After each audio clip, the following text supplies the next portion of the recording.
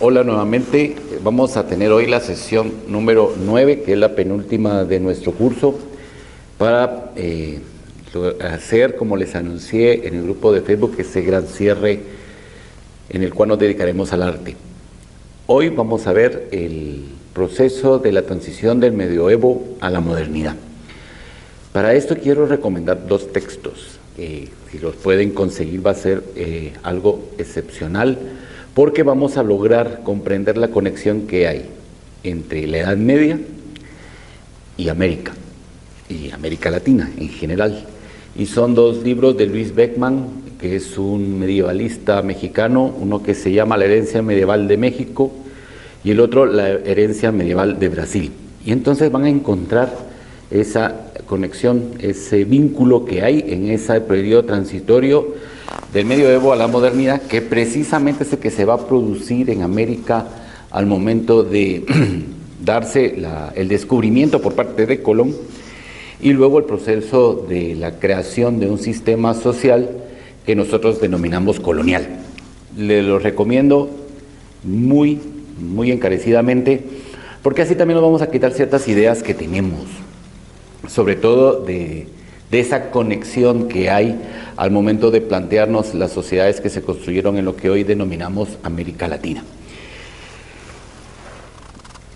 Hay otra idea también que va circulando constantemente a la hora de hablar de la transición medioevo-modernidad, y es el Renacimiento y su carga ideológica, que es el humanismo.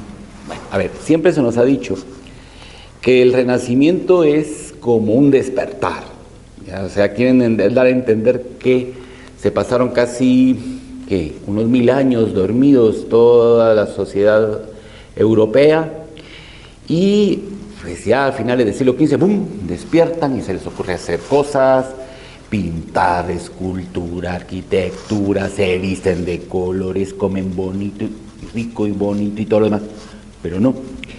Como lo he explicado en varios momentos, primero tenemos que tomar en cuenta que estas denominaciones, por ejemplo, Edad Media, Edad Moderna, Edad Contemporánea, Renacimiento, son propias de la historiografía positivista, de los cuales hemos dado algunas pinceladas.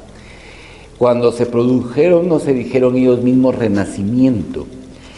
Y en esta penúltima clase volvemos al inicio.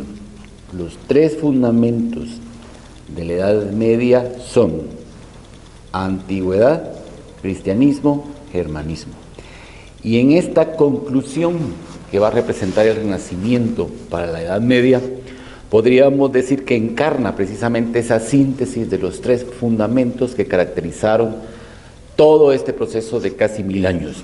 Porque el Renacimiento es un volver nuevamente a los moldes romanos, a los moldes grecolatinos, a reproducir, digamos, todos esos elementos arquitectónicos, también sobre el uso del cuerpo en cuanto a la escultura y a la pintura, el manejo y el uso del color, el descubrimiento de la perspectiva, que no es más que una condensación de todo lo que se venía experimentando y reproduciendo durante 1000 años. Y el componente ideológico, es decir, lo que va a mover a estas sociedades, es el humanismo. Y aquí rompemos el otro tópico. Se ha pensado que el humanismo es como una especie de ateísmo primitivo, por decirlo de una manera. Esto es invención mía, esto que acabo de decir. Nadie le llama ateísmo primitivo, pero digamos, está esa idea latente. Como que el humanismo rompiera con el cristianismo.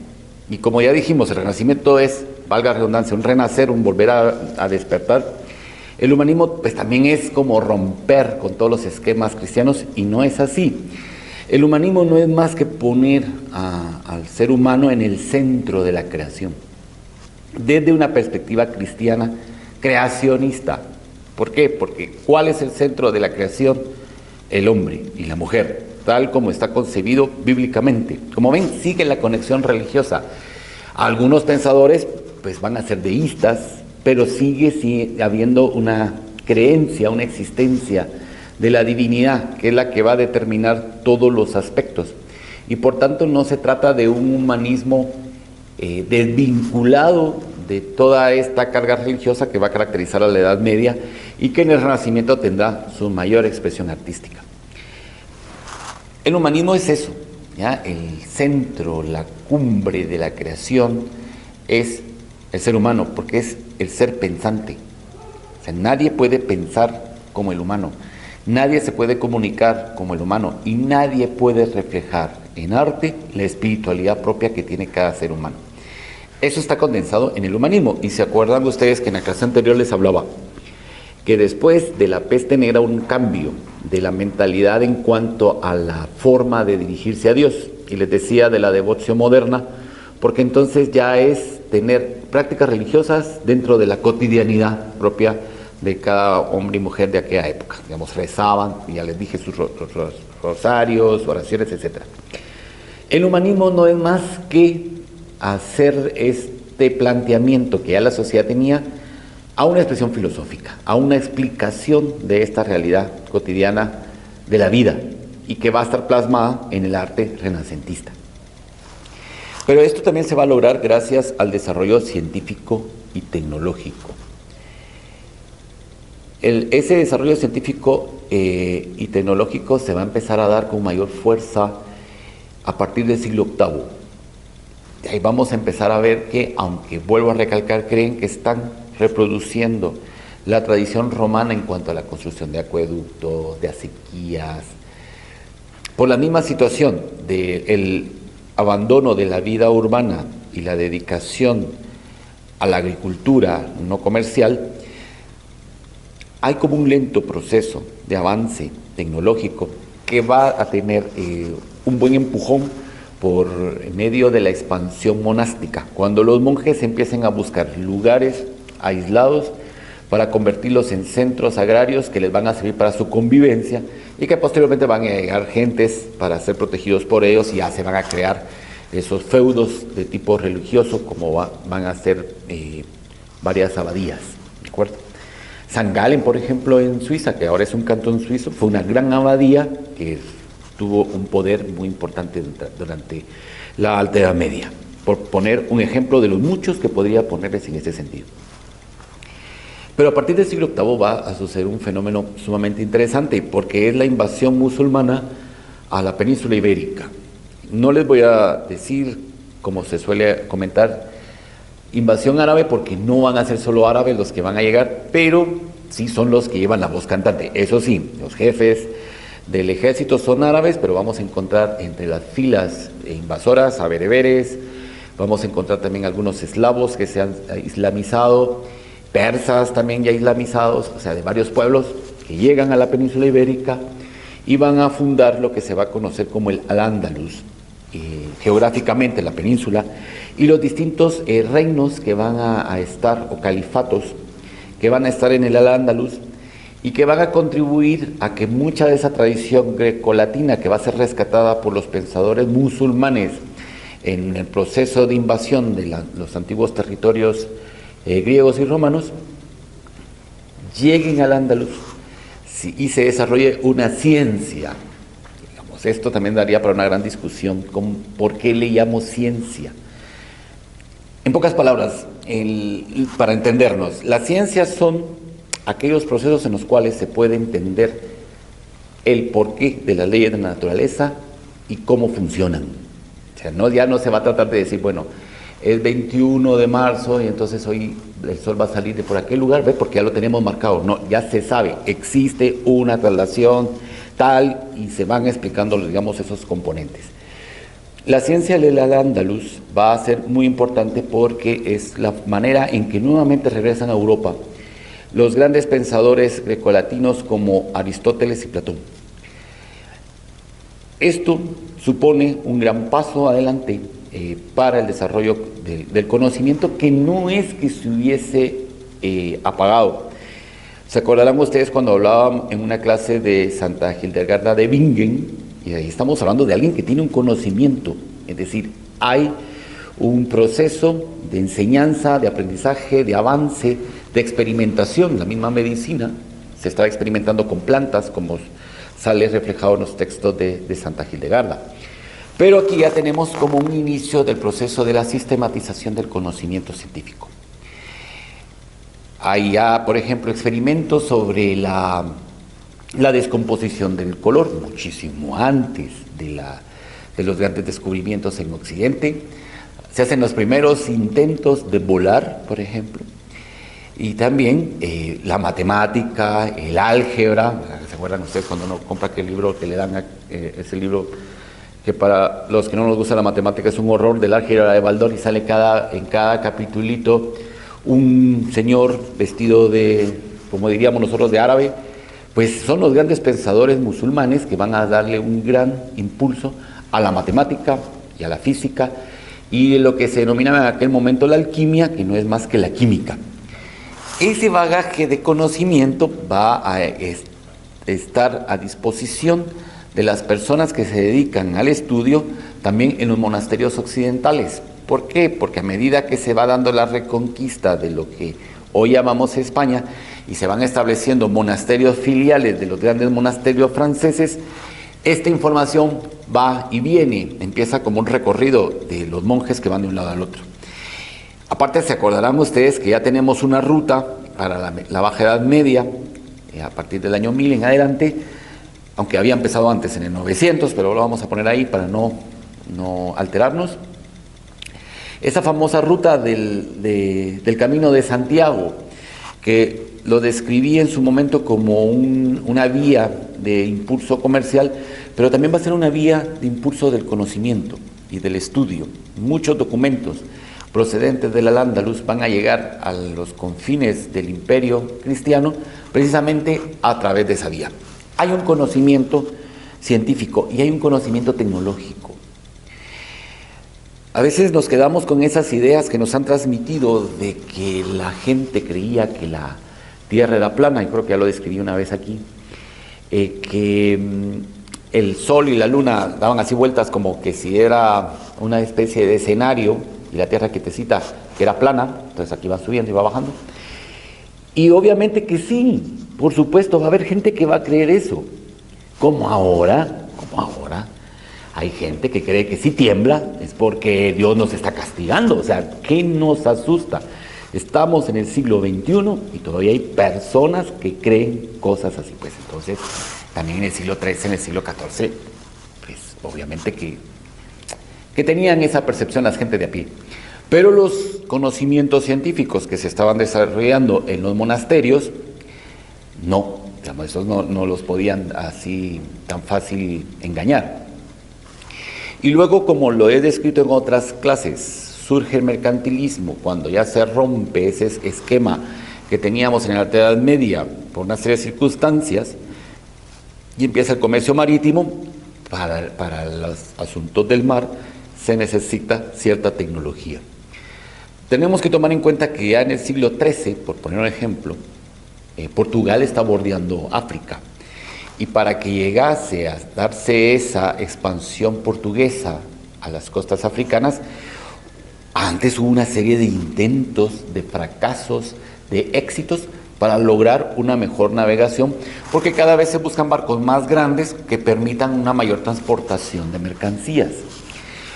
Si ya nos ponemos a comparar los barcos de aquella época mercantes con los de ahora, obviamente que los barcos de aquella época eran pequeñas lanchitas, pero para ellos era una proeza lograr movilizar un barco que ya no dependiera tanto del viento, o que ya no dependiera tanto solo de los remos, sino que también ya tuviese un timón, tuviera una brújula que los guía y poder ya determinar, digamos, de mejor manera las rutas comerciales. Por tanto, hay un conocimiento tecnológico que va a permitir esta expansión.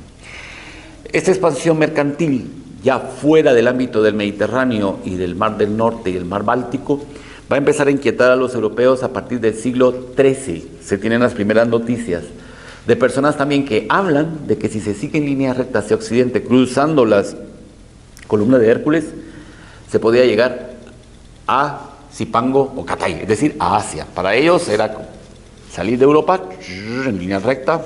Todavía no hay conocimiento de los vientos, también no abusemos. O sea, hay ya algunas ideas, pero todavía no está sistematizada esta información. Y según ellos, siguiendo recto, manteniendo la dirección, se iba a llegar a esos reinos. Y el viaje de Marco Polo permitió como que toda esa imaginación, que la media edad tiene muchísima imaginación en esas producciones, por ejemplo, de los juglares, los cantos que se van a producir, los cuentos, ese mundo fantasioso que va a ser enriquecido porque Marco Polo va a llegar a contar lo que vio en China. Van a llevar también este señor Marco Polo, y la idea, porque no hay un documento que lo constante, que el Gran Khan, cuando sabe que cómo es lo que él cree y el Dios cristiano, entonces surge la idea que hay una carta que manda el Gran Khan para los reyes cristianos y sobre todo para el Papa, con el fin de que le mande misioneros a la tierra del Gran Khan. O sea, estamos hablando Marco Polo. Y esta idea va a estar presente al momento de plantearse los proyectos precolombinos, como van a ser, por ejemplo, Portugal, que Portugal lo que quiere es bordear el África para llegar precisamente a esas tierras del Gran Khan. Y posteriormente esa es la idea que tiene Colón cuando le va a plantear ese proyecto a los de Inglaterra, que le dicen que no, cuando le va a plantear ese proyecto a los de Francia, que también le dicen que no, y cuando le va a plantear el mismo proyecto a los reyes católicos, y la reina Isabel le dijo, no te digo todavía sí, pero tengo que terminar la reconquista de Granada, y posteriormente hablamos. Y obviamente ya sabemos la historia, que hablan, se ponen de acuerdo y vienen. A lo que yo quiero llegar es que sin ese conocimiento científico y tecnológico, estos descubrimientos geográficos para los occidentales, por favor, no me voy a meter en el debate de que si primero llegaron los chinos y que los vikingos y que no sé qué, que pudieron haber estado, pero no dejaron, digamos, una colonia, o sea, un lugar que haya continuado el proceso que ellos habían iniciado en aquellos momentos. Pero lo que quiero recalcar es que sin ese desarrollo científico y tecnológico hubiese sido imposible esa expansión mercantilista fuera del ámbito geográfico europeo. Cuando vemos que Portugal está bordeando el África, eso ya es indicio que sí sabían claramente estas personas que la tierra era redonda. Cuando vemos a Colón plantearle a Isabel la Católica que yendo en línea recta llegan a las tierras del Gran Khan, obviamente que Isabel no va a decirle, no, pues ¿cómo? Si esto es plano, no, ya tiene un conocimiento. Y como escribí el año pasado en un pequeño textito que le dediqué bastante tiempo al tema de Colón, escribía de una mujer muy sabia de la época del siglo XV, Beatriz de Galindo, que va a ser una de las grandes consejeras de la reina Isabel. Ella tenía conocimiento de latín, de geografía, de astronomía y de medicina, y por tanto fue consultada y le dijo, sí, esto sí es posible. O sea, hay esa posibilidad de poder afirmar que el conocimiento científico permitía esos avances y que van a permitir los descubrimientos geográficos del siglo XV y XVI. Ahora bien, esto, digamos, en cuanto a la tecnología, lo permitió y se alcanzó. Pero en cuanto a la mentalidad jurídica, vamos a ver que esta expansión, sobre todo la castellana, y la portuguesa también, pero nos vamos a circunscribir el ejemplo castellano, va a estar bajo la férula de una mentalidad medieval. ¿Por qué? Primero, la Carta del Gran Khan. Eso es pura, digamos, invención medieval.